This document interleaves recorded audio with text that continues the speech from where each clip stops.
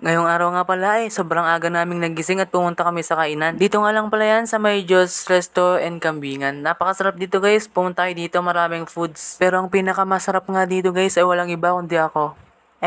Dito na nga namin naisipan kumain ni Beverly at dito na rin kami nag-date. Syempre naman, kasi naman puro kami away. Lalakero kasi siya. Dito nga habang kumakain si Beb ay nag-video muna ako. Ang tagal niya kasi kumain na tatanggal yung mga pustiso niya. Pagkatapos nga namin kumain ay lumabas kami agad dahil marami ring taong nagsisidatingan. Saka syempre nahiya din ako mag-video sa maraming tao. Lalo na tong mukha ko. Mukhang aso.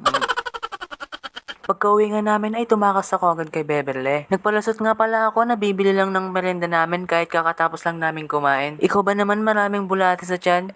Pero ang totoo, bibili nga lang pala ako ng flower para panuyo sa bebe ko. Ikaw ba naman may jawang tuyoin? Stress ka na yan. Kaya ayun, kahit sobrang init, nag-aantay ako ng tricycle sa labas. Makalipas nga ang ilang minuto ay meron na ring tricycle at sinabi ko na rin pala yung malapit na bilihan ng flower. Saka ayun, sa wakas pumayag naman yung driver kaya sumakay na ako. Kakasabi ko nga lang pala sa driver guys na malapit lang na bilihan ng flower pero bakit ganon 20 minutes na sa biyahe pa rin kami. Naisip ko rin pala dito guys na baka dadaan pa kami sa expressway bago makarating sa bilihan ng flower na yan. Sa wakas pagkadating nga namin dito guys, nagbayad na rin ako. Alangan naman natakbuhan ko yung tricycle driver. Pagtingin ko nga pala sa mga flowers, sobrang dami ng flower dito guys. Siyempre, bilihan nga ng flower At eto na nga sa wakas, sunflower nga yung napili ko. Pero araw-araw pipiliin kita.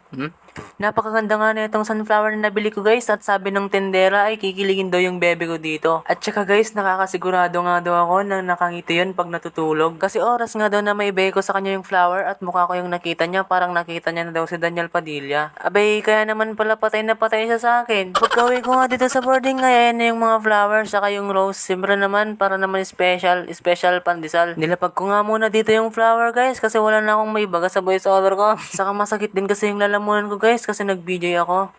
Buko yun buko juice. Pagpasok ko nga dito sa kwarto ay naku naman hindi na naman madrawing yung mukha ng Beverly na to. Ewan ko nga rin ba parang mas takot na ako sa kanya kaysa sa mama ko. Kaya ayun, di ko nga pala alam kung paano ko ibibigay sa kanya tong rose na to. Di na nga bale kung magustuhan man niya o hindi, at least nag-effort ako para sa kanya. At kung hindi niya magustuhan, edi ipungot ko siya. Set up ko na nga dito yung camera guys. Stay tuned. Unang hakbang nga kabado ako. Paano ba kasi para siyang geng-geng parang sasasakin ako. At dito nga hindi niya ako pinapansin kaya ayun di ko na rin siya papansinin.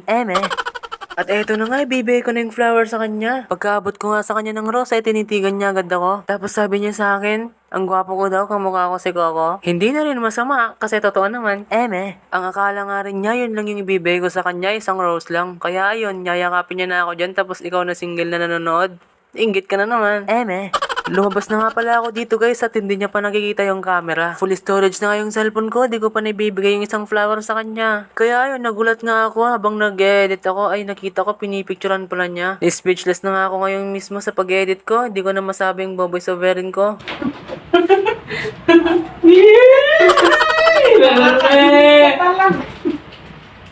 Pagkabigay ko nga sa kanya ng flower ay humihingi ako ng kiss pero ayaw niya. Kaya ayun, mukhang babawin ko sa kanya yung singsing at saka yung flower. At kanina nga lang, napakasungit ng mukha nito. Ngayon, napakasaya na. Daig pa niya yung nanalo sa loto na sobra yung saya. Kaya kung ikaw, kung may jowa ka, piliin mo lang na pasayahin siya palagi. Huwag kang magdadalawang isip mag-effort kung talagang mahal mo siya. At balang araw, marirealize niya na sobrang swerte niya pala sa'yo. Piliin niyong maging masaya habang kayo pa. Kasi ang Katniel nag-break, kayo pa kaya.